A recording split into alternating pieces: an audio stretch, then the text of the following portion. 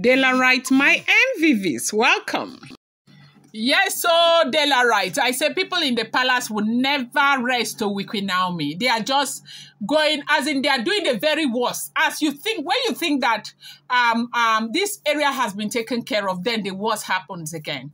We are getting a report that Queen Naomi's name has been removed from the royal registry. They say Ooni of Ife Palace scattered after Ooni uncovered more conspiracy, against Olori Naomi. This is what we are hearing now.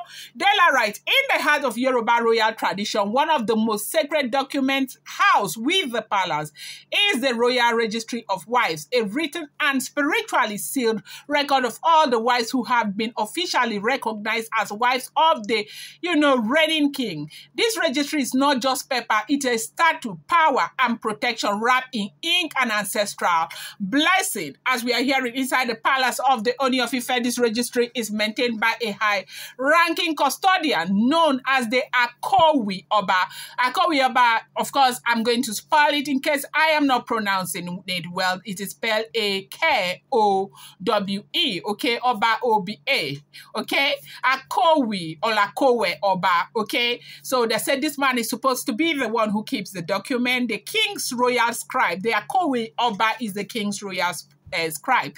It is this man who records every official marriage witnessed by chief spiritual heads and in some cases the sacred Oriki chanters.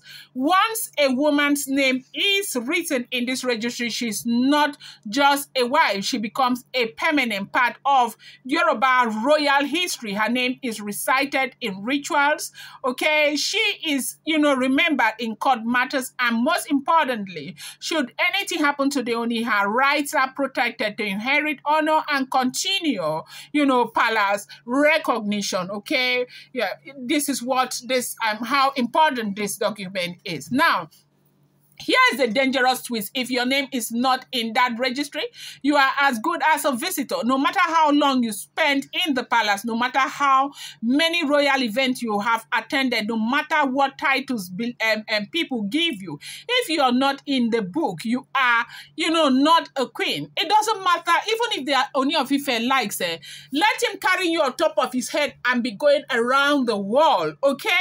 If your name is not in that register, even if you see, as popular as Olori Naomi is, as sweet as she is, as delectable as she is, as gorgeous as she is, as, everything that Queen Naomi is, that everybody knows, people love her and love to see her with the Ooni of Ife. If, God forbid, anything happens today, her name is not in that register, it would be as if she was never seen in the palace. Nobody will recognize her because this register is very important, okay? This is not just tradition, it is law in the eyes of the palace, the royal palace, okay? So imagine the shock, the absolute chaos when what came out that Queen Naomi's name had been mysteriously removed from the Ooni's royal registry, a name that was once the pride of the palace, a woman who had undergone all the traditional rites. As a matter of fact, they say she went through 13 traditional rites celebrated by both the people and the gods, suddenly vanished from the royal role like she never existed. But why? This is what the question is. That said, Kabiyesi could not bear that. Kabiyesi as a king almost cried over what he had discovered, and if he had not asked for that register, and you see sometimes there's some things happen for your blessing, okay? Now, why did Ooni of Ife ask for the register? Why? Ooni of Ife had asked for the register because Naomi had gone to pray, and maybe, just maybe, God works in mysterious ways that you can never, ever imagine. Do you know that Naomi had a fasting, and that fasting was supposed to end in 7 days. She said she was led by the Spirit of God to do that fasting, and also led by the Spirit of God to go and break that fasting in a place called Osara Grove, okay? The Christian part of the Osara Grove. So she went there. And the day that she was supposed to finish her fasting, to break in Osara Grove, it started raining so much. Any other person would have shifted that breaking of that fasting. Naomi did not shift it. Naomi insisted on going there. She spent 7 hours in that Osara group. When she spent that 7 hours, after the fasting, after everything, she became ill, okay? And throughout the time that she was in that group, they say Kabiyesi waited, the entourage and everybody, they were waiting there for her. Now she became sick. The next day or 2 days later, they say Kabiyesi was supposed to have one kind of ancestral community meeting or something. But because he heard that Naomi was seriously ill, he dumped that meeting and went for Olori Naomi. Now, the elders were very, very upset. They were upset, and so upset that, you know, they said a lot of things. You know, when people are angry, they will say things without knowing. Then Dr. Elizabeth overheard somebody use Yoruba to say that Kabiyesi is running after a woman whose name is not even in the registry, in the royal registry. And when Dr. Elizabeth heard that, Dr. Elizabeth was shocked. And so, doctor did not tell Ooni of Ife directly.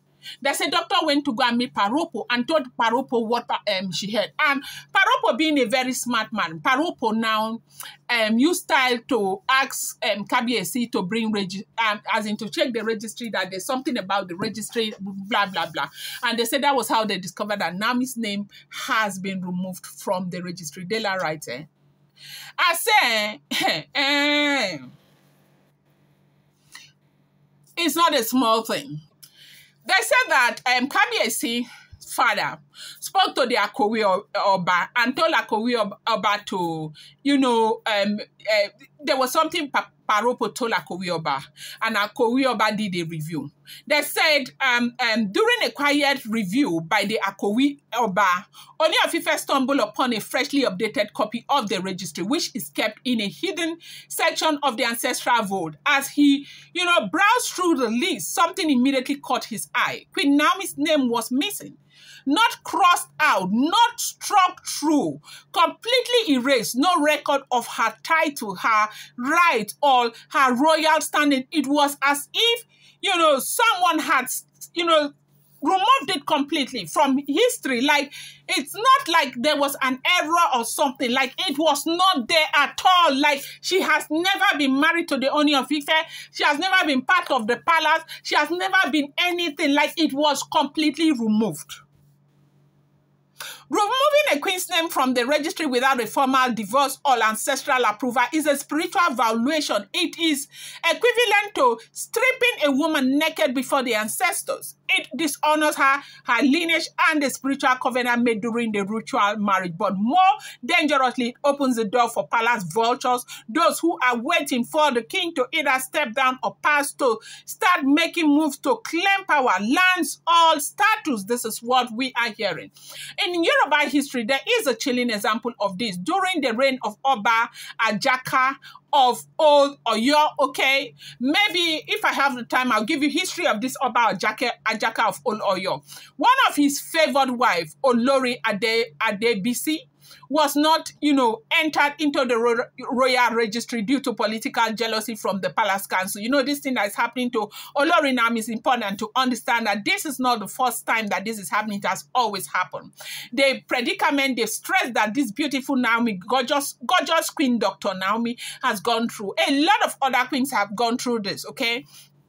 When Oba Ajaka died unexpectedly during a war campaign, okay, the council seized all his belongings and instructed the guards to remove Adebisi from the palace by nightfall. Her children were declared bastards. She was forced to live in exile, and her name never appeared in any historical record. It was only generations later, when her grandson became a priest, that her, you know, story resurfaced. That is the weight Queen Naomi was nearly subjected to. Now, why is this happening?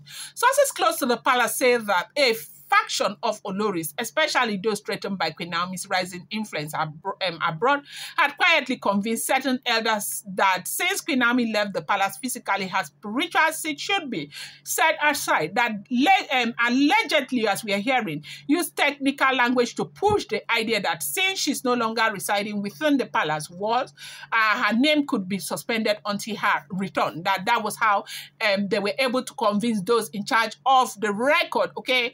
And, you know, they were laying emphasis on the fact that she left on her own, and the way she insulted the Yoruba people, blah, blah, blah, blah, blah, blah. And you know that people are very vulnerable to this news. So when you bring that, she insulted the Yoruba people, blah, blah, blah, they would just want to go ahead and do it.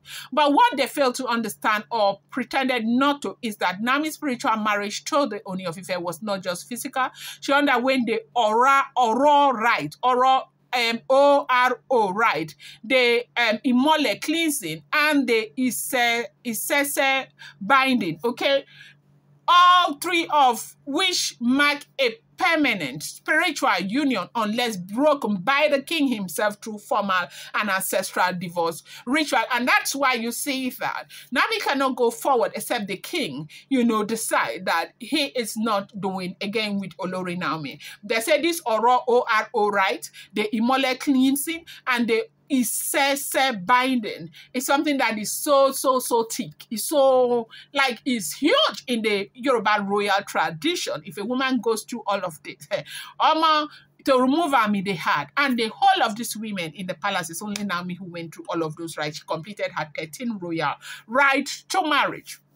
So when they only saw the tampered registry, he couldn't just, you know, see a political plot. He saw a betrayal of the gods, a conspiracy meant to erase a woman whose presence still haunts the palace, whose name still sits on his lip, and whose influence, despite the miles between them, continues to, you know, command respect both in Nigeria and abroad. The king immediately summoned the Akowi Oba and demanded to see all copies, old and new. A confrontation erupted.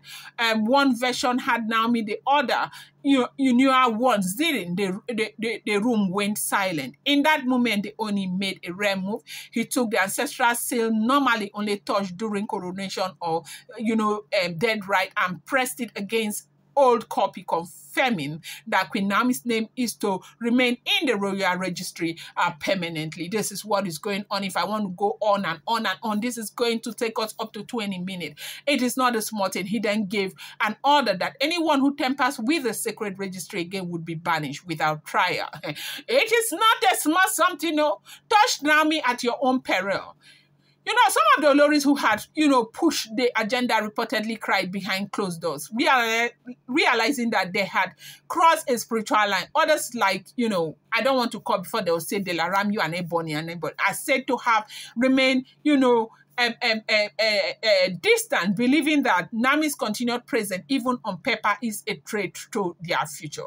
But the truth remains, in Yoruba land, once a woman has been spiritually sealed into the royal line, you cannot erase her without consequences. And that is what is going on right now in the palace of the Ooni of Ife. For those who, you know, came together to do this drama, this terrible mistake, they have entered one chance with the Ooni of Ife. Wait until I bring you the situation where Akowi Oba is right about now. I'm going to bring you more updates. Do not forget that these are all alleged, rumored, unverified information making the rounds on social media and should not be seen as fact.